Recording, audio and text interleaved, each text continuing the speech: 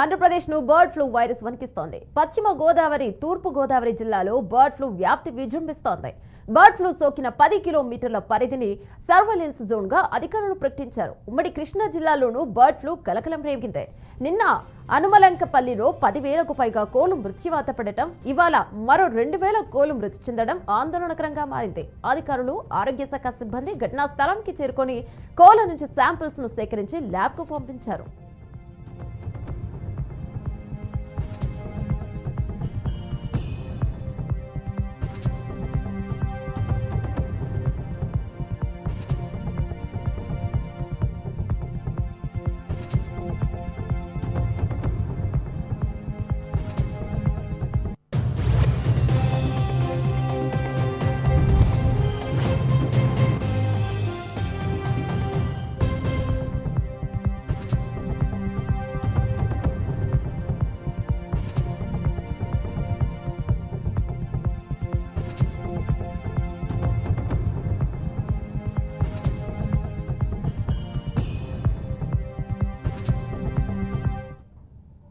ఆంధ్రప్రదేశ్ను bird flu virus వణికిస్తోంది. పశ్చిమ గోదావరి, తూర్పు గోదావరి జిల్లా బర్డ్ ఫ్లూ వ్యాప్తి విజృంభిస్తోంది. బర్డ్ ఫ్లూ సోకిన 10 కిలోమీటర్ల పరిధిని సర్వేలెన్స్ జోన్గా అధికారులు ప్రకటించారు. ఉమ్మడి కృష్ణా జిల్లాలోనూ బర్డ్ ఫ్లూ కలకలం రేగింది. ఇక నిన్న అనుమలంకపల్లిలో 10,000కు పైగా కోళ్లు మృత్యువాత పడటం, ఇవాళ మరో 2,000 కోళ్లు మృతి చెందడం ఆందోళనకరంగా మారింది. ఇక అధికారులు, ఆరోగ్య శాఖ సిబ్బంది ఘటనా స్థలానికి చేరుకుని కోళ్ల నుంచి శాంపిల్స్ ను సేకరించి ల్యాబ్ కు పంపించారు. రైట్, ఇదే అంశంపై పూర్తి సమాచారం మా ప్రతినిధి వీరబ్రహ్మం లైవ్ లో అందిస్తారు. రైట్ వీరబ్రహ్మం.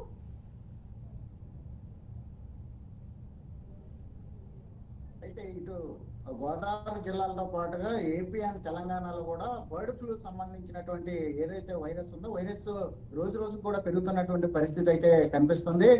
ప్రధానంగా చూసుకున్నట్లయితే ఏదైతే తూర్పు గోదావరి జిల్లా సంబంధించి పెరవలి మండలంలో ఉన్నటువంటి కొన్ని కోల్డ్ ఫారం లో ఈ వైరస్ అయితే బర్డ్ ఫ్లూ వైరస్ గా అధికారులు గుర్తించినటువంటి పరిస్థితి. ఇప్పటికే శాంపుల్స్ పంపించినటువంటి నేపథ్యంలో అది బర్డ్ ఫ్లూ అని చెప్పేసి నిర్ధారించినటువంటి అధికారులు ఎక్కడైతే కోల్డ్ ఫారాలు ఉన్నాయో కోల్డ్ ఫారాలు అన్ని దగ్గర కూడా తక్షణం అయితే చర్యలు తీసుకుంటున్నారు. ఏవైతే కోల్డ్ చనిపోయినట్లని సురక్షితంగా ఒక గొయ్యి తీసి గోతులు పెట్టినటువంటి పరిస్థితి. అదేవిధంగా ముఖ్యంగా మనం చూసుకున్నట్లయితే ఇటు పెద్ద ఎత్తున ఇటు ఉమ్మడి పశ్చిమ గోదావరి జిల్లా కావచ్చు, ఉమ్మడి తూర్పు గోదావరి జిల్లా కావచ్చు, ఈ కోల్డ్ ఫారాలకు సంబంధించి పెంచే రైతులు అయితే ఎక్కువ ఉన్నటువంటి నేపథ్యం. ఇటు కోడిగుడ్లు కావచ్చు, లేకపోతే కోడి మాంసం, కోళ్లకు సంబంధించి కూడా పెద్ద ఎత్తున తెలంగాణ ప్రాంతానికి, అదేవిధంగా ఇటు చెన్నై, బెంగళూరు కూడా తదితర ప్రాంతాలు ఎక్స్పోర్ట్ అవుతున్నటువంటి పరిస్థితిలో ప్రతి చెక్ పోస్ట్ వద్ద కూడా ఈ కోళ్లు తనిఖీలు చేస్తున్నారు. ఏదైతే బర్డ్ ఫ్లూ ఉన్నటువంటి నేపథ్యంలో ఎక్కడికక్కడ కూడా చెక్ పోస్టుల దగ్గర తనిఖీలు చేసి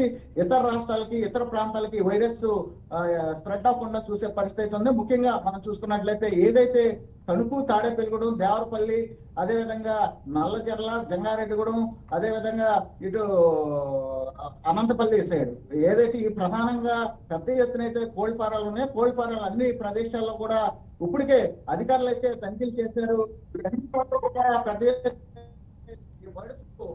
గుర్తించినటువంటి నేపథ్యంలో ఎక్కడ కూడా సమీపం ఉన్నటువంటి కోల్డ్ ఫారాల సమయంలో 144 సెక్షన్ అయితే విధించడం, అదేవిధంగా తణుకు రూరల్ మండలం ఉన్నటువంటి ఏదైతే వేల్పూరు గ్రామం ఉందో గ్రామంలో అయితే పెద్ద ఎత్తున అయితే కోళ్లు ఫారాలు అయితే సాగు చేస్తున్నటువంటి నేపథ్యంలో పెద్ద ఎత్తున అయితే అక్కడ బర్డ్ ఫ్లూ ఉన్నటువంటి నేపథ్యంలో సుమారుగా వేల్పూర్ నుంచి చుట్టుపక్కల సుమారుగా 10 కిలోమీటర్ల పరిధిలో ఉన్నటువంటి అన్ని ప్రాంతాల్లో కూడా షాపులు అన్ని కూడా క్లోజ్ చేసినటువంటి పరిస్థితి, ఒక కర్ఫ్యూ వాతావరణం ఉన్నటువంటి పరిస్థితి అయితే ఇటు తణుకు రూరల్ మండలం వేల్పూరు గ్రామం సమీపంలో 10 కిలోమీటర్ల పరిధిలో అయితే ఇప్పటికే అధికారులు అయితే అన్ని షాపులు కావచ్చు, లేకపోతే రోడ్ల మీద కూడా 144 సెక్షన్ అయితే పెట్టినటువంటి పరిస్థితి అయితే ఉంది. అంటే ఈ బర్డ్ ఫ్లూ అనేది ఆ ప్రాంతంలో నుంచి ఇతర ప్రాంతాలు స్ప్రెడ్ కాకుండా, కోళ్లు కాకుండా మనుషుల ద్వారా కూడా వెళ్ళే అవకాశం ఉన్నటువంటి నేపథ్యంలో ఎక్కడ కూడా ఆ ప్రాంతంలో ఉన్నటువంటి ఎవరైతే జన సందోహం ఉందో జనాలు కూడా బయటకు వెళ్లకుండా తీసుకుంటున్నారు చర్యలు.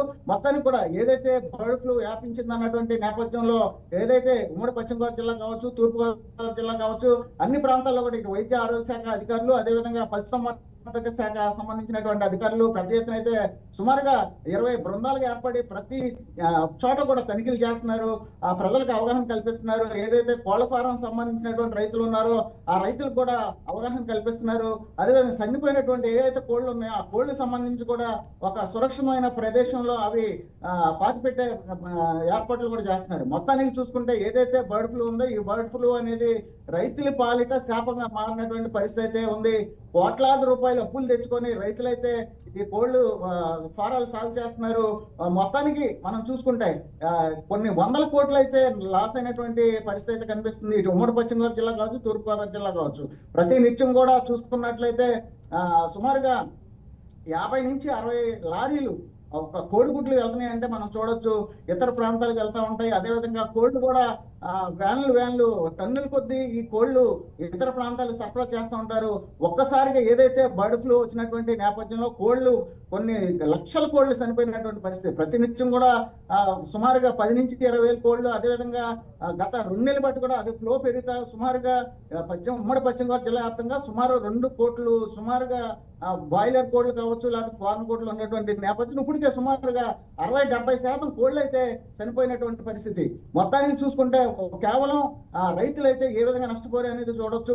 అదేవిధంగా ఇప్పటికే ప్రభుత్వం నుంచి కూడా స్పష్టంగా ఒక హామీ అయితే రాలేదు, కానీ ఆదుకుంటామని చెప్తున్నప్పుడు కూడా ఎవరైతే ఈ కోళ్ల ఫారం సాగించే రైతులు ఉన్నారో తక్షణమే ఆదుకోవాలని చెప్పేసి ఇటు వామపక్షాలు అదేవిధంగా ప్రతిపక్షాలు కూడా డిమాండ్ చేస్తున్నాయి. ఏదైతే నష్టపోయినటువంటి రైతుల్ని మరోసారి ఆదుకోవాలని చెప్పేసి పెద్ద ఎత్తున అయితే ఆందోళన చేస్తున్నటువంటి పరిస్థితి ఉమ్మడి పశ్చిమ గోదావరి జిల్లాలో కనిపిస్తుంది. రైట్ వీరబ్రహ్మన్, అయితే నార్మల్గానే ఎండలు పెరిగాయి. ఇంతకు ముందు అంటే కోళ్ళకు వైరస్ రాకముందు కూడా కోళ్ళకి ఏవి పడితే అవి ఇంజెక్షన్స్ చేసి కోళ్ళని ఎక్కువ వెయిట్లా ఉండడం చేయడము ఇలాంటివన్నీ కూడా మనం కొన్ని వీడియోస్లలో సోషల్ మీడియాస్లలో చూస్తూ ఉంటాం. అవి చూసినప్పుడు కూడా ప్రజల్లో ఒక చిన్న భయం కలిగేది. చికెన్ని అవాయిడ్ చేయాలి, వీళ్ళైతే నాటుకోళ్ళని ఎక్కువగా తినాలి అనే ధోరణికి వచ్చారు. ఇప్పుడు బర్డ్ ఫ్లూ కాకుండా బర్డ్ ఫ్లూ ఒకటి అటాక్ అయింది, అందులోనూ నెక్స్ట్ సమ్మర్ రాకపోతుంది కదా. సో సమ్మర్లో కూడా నార్మల్గానే కోళ్ళు కొన్ని రోగాలకు గురయ్యే అవకాశం ఉంటుంది. సో ఇది ఇంకా పెరిగే అవకాశం ఉందనే చెప్పుకోవచ్చు కదా. అయితే అధికారులు చెప్తున్న దాని ప్రకారం మనం చూసుకున్నట్లయితే ఏదైతే బర్డ్ ఫ్లూ ఉందో ఆ బర్డ్ ఫ్లూ 2012 కావచ్చు 2020లో కూడా ఈ బర్డ్ ఫ్లూ రావడం జరిగింది.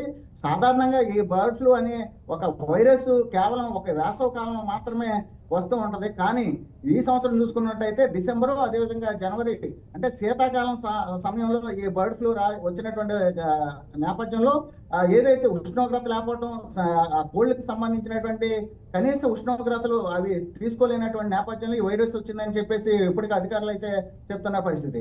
మొత్తానికి మనం చూసుకుంటే ఈ కోళ్ళకు సంబంధించినటువంటి ఏవైతే ఆహారం ఇస్తారో ఆహారంలో కూడా చాలా వరకు కల్తీ అయినటువంటి పరిస్థితి. ఏదైతే ఫీడ్ ఇస్తున్నారో ఆ ఫీడ్ లో కూడా క్రిమిసంహారక మందులు వాడుతున్నటువంటి పరిస్థితి. అవి తిన్నటువంటి ఎవరైతే మాంసప్రియులు ఉన్నారో అనేక వ్యాధులకి గురవుతున్నటువంటి పరిస్థితి. అయితే మనం చూసుకుంటే పూర్వం రోజుల్లో నాటుకోళ్లు తినేటువంటి పరిస్థితి అయితే ఉంది. నాటుకోళ్లు సంబంధించి ఇళ్ల దగ్గర పెంచేటువంటి ఏవైతే కోళ్ళు ఉన్నాయో అవి సంపూర్ణ ఆరోగ్యంతో ఉంటాయి. సంపూర్ణంగా మన కళ్ళ ముందు ఉన్న కోళ్ళు తినడం వల్ల సంపూర్ణ ఆరోగ్యం పొందేవారు. కానీ ఇప్పుడు వచ్చినటువంటి రెస్టారెంట్లు కావచ్చు, హోటల్స్ కావచ్చు, లేకపోతే చికెన్ పకోడీ సంబంధించి కావచ్చు, ఈ మాంసానికి సంబంధించి కోడి మాంసానికి సంబంధించి వివిధ రూపాల్లో పదార్థాల రూపంలో విక్రయిస్తున్నటువంటి నేపథ్యం ఈ కోళ్ళని అధికంగా దిగుబడి చేసేందుకు ఎవరైతే రైతులు ఉన్నారో ఆ రైతులు కూడా ఈ కోళ్ళకి ఇచ్చేటువంటి ఆహారం ఏదైతే ఉందో ఆహారంలో కూడా క్రిమిసంహారక మందులు వాడటం, అదేవిధంగా వెయిట్ పెరగడానికి కావచ్చు, లేకపోతే కోడి సాధారణంగా 45 నుంచి 50 రోజుల్లో అది దిగుమతి అయ్యే విధంగా అధికంగా బరువు రావడానికి కావచ్చు, అధికంగా ఉండటానికి కూడా ఎక్కువగా మందులు వాడుతున్నటువంటి నేపథ్యంలో ఇటు ప్రజలు కూడా అనేక తీవ్రమైనటువంటి ఆరోగ్య సమస్యలు ఎదుర్కొంటున్నారు. మొత్తానికి చూసుకుంటే ఇటు ఏదైతే పశుసంవర్ధక శాఖ ఉందో ఆ అధికారులు కూడా ఈ కోళ్ల పట్ల కూడా ప్రత్యేకమైన శ్రద్ధ చూపుకోవడం వల్లే ఇటువంటి బర్డ్ ఫ్లూ లాంటి వైరస్ వస్తుందని చెప్తున్నారు.